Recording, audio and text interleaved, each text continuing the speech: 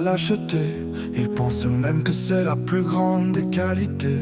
Son compagnon Milou, pour sa part en petit comité, mérite bien son titre de reine de la lâcheté. Je sais que le mot n'existe pas, non mais t'as pas vu ces deux-là. Enfin je dis ça mais souvent ça tourne en plan à 3. Suffit que la mère de Tintin ramène un pot de Nutella.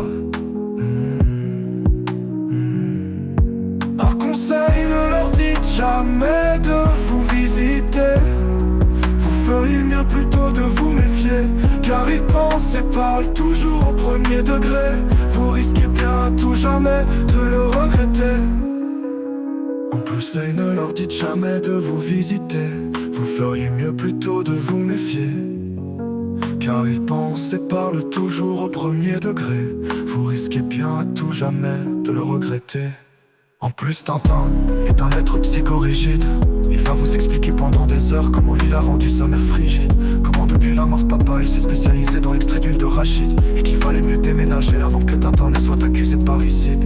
Chez eux vaut mieux mettre des gants, partout c'est dégoûtant, et en prime ça sent le nid de serpent. Faut surtout ne rien avaler, même si c'est proposé gentiment. C'est un coup à avoir la tête qui tourne et à s'effondrer dans le divan. Puis ensuite à se réveiller auprès du toutou à poil et de Tintin dans sa maman. Par conseil, ne leur dites jamais de vous visiter.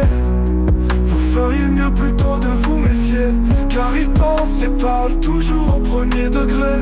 Vous risquez bien à tout jamais de le regretter. Alors c'est sûr que dans le quartier, ils ont mauvaise réputation. Vivre près d'eux s'avère être une véritable punition. Ici les murs sont fins et on a une parfaite audition. Dès que le couvercle de Nutella fait un quart de rotation, on entend clairement Milou miauler et déraper dans tout le salon en érection. Il faut tenir le chien en laisse, mais Tintin a peur que le chien ne le laisse. Alors matin, midi et soir, son pantalon il le baisse, en lui disant ouvre la bouche, c'est encore l'heure de la messe.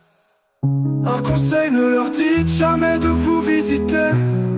Vous feriez mieux plutôt de vous méfier, car ils pensent et parlent toujours au premier degré. Vous risquez bien à tout jamais de le regretter.